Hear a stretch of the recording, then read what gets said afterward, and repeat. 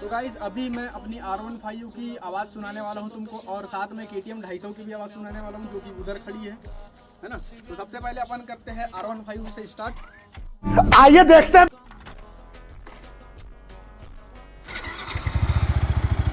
ये अभी नॉर्मल है ना, टोटल लेते हैं अभी।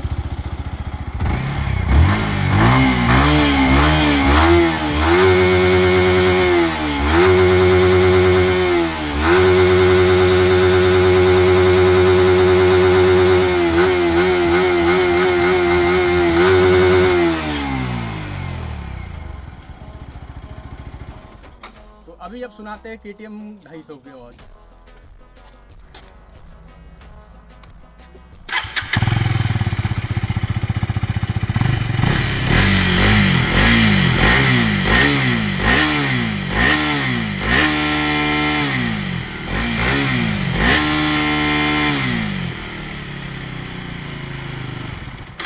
अभी ना साइलेंसर लगा हुआ है, अंडरबेली लगी हुई है, इसलिए ना ये ज़्यादा साउंड नहीं करती।